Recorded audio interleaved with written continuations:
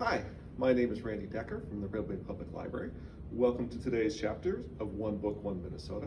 I'll be reading Chapter 5 of Because of Winn-Dixie by Kate DiCamillo, published by Candlewood Press.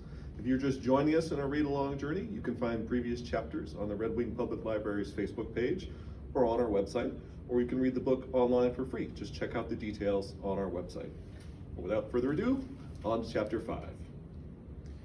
Winn-Dixie couldn't be standing left alone. We found that out real quick. If me and the preacher went off and left him by himself in the trailer, he pulled all the cushions off the couch and all the toilet paper off the roll. So we started tying him up outside with a rope when we left. That didn't work either. Winn-Dixie howled until Samuel, Mrs. Detweller's dog, started howling too. It was exactly the kind of noise that people in an all-adult trailer park do not like to hear. He just doesn't want to be left alone, I told the preacher. That's all. Let's take him with us. I could understand the way Winn-Dixie felt. Getting left behind probably made his heart feel empty. After a while, the preacher gave in, and everywhere we went, we took Winn-Dixie, even to church. The Open Arms Baptist Church of Naomi isn't a regular-looking church. The building used to be a Picket Quick store, and when you walk in the front door, the first thing you see is the Picket Quick motto. It's written on the floor in little tiny red tiles that make great big letters that say, pick, pick, pick, quick, quick, quick. The preacher tried painting over those tiles, but the letters won't stay covered up. And so the preacher has just given up and let them be. The other thing about the Open Arms that is different from other churches is there aren't any pews. People bring in their own fold-up chairs and lawn chairs, and so sometimes it looks more like the congregation is watching a parade or sitting at a barbecue instead of being at church.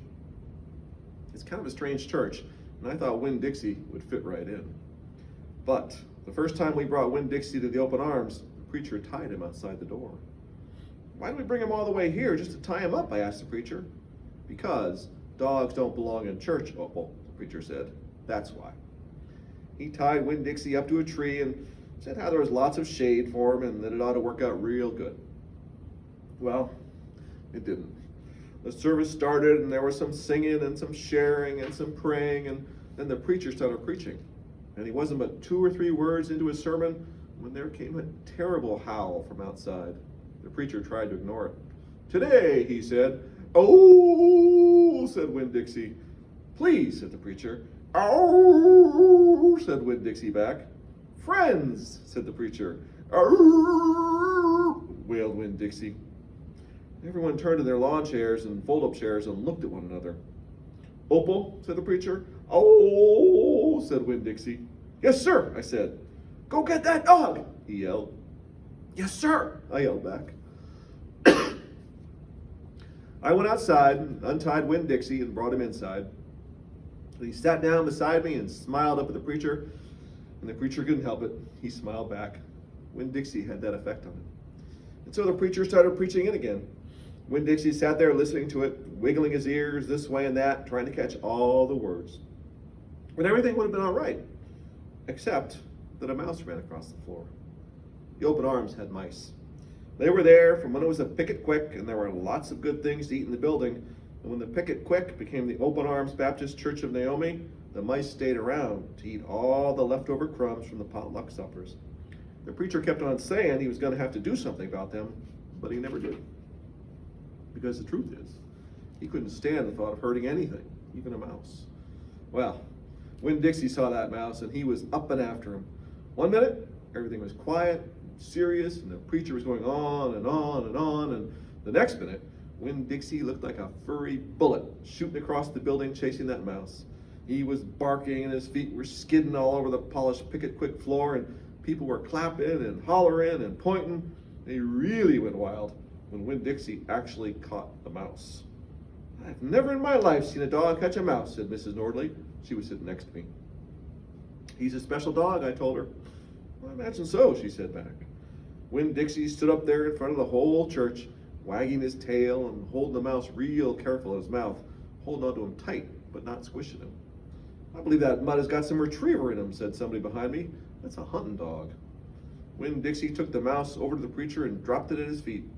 When the mouse tried to get away, Winn-Dixie put his paw right on the mouse's tail and he smiled up at the preacher. He showed all his teeth. The preacher looked down at the mouse. He looked at Winn-Dixie. He looked at me. He rubbed his nose. It got real quiet in the picket quick. "Let us pray," the preacher finally said, "for this mouse." And everybody started laughing and clapping. The preacher picked up the mouse by the tail and walked and threw it out the front door of the picket quick, and everybody applauded again. Then he came back and we all prayed together. I prayed for my mama. I told God how much she would have enjoyed hearing the story of Winn-Dixie catching that mouse. It would have made her laugh. I asked God if maybe I could be the one to tell her that story someday. And then I talked to God about how I was lonely in Naomi, because I didn't know that many kids, only the ones from church. And there weren't that many kids at the Open Arms, just Dunlap and Stewie Dewberry, two brothers who weren't twins but looked like they were, and Amanda Wilkinson, whose face was always pinched up like she was smelling something real bad, and Sweetie Pie Thomas, who was only 5 years old and still mostly a baby. And none of them wanted to be my friend anyway, because they probably thought I'd tell on them to the preacher for every little thing they did wrong, and then they would get in trouble with God and their parents. So I told God that I was lonely, even having Winn-Dixie. And finally, I prayed for the mouse, like the preacher suggested. I prayed that he didn't get hurt when he went flying out the door of the Open Arms Baptist Church of Naomi. I prayed that he landed on a nice, soft patch of grass. And that's the end of chapter 5, and thank you for listening today.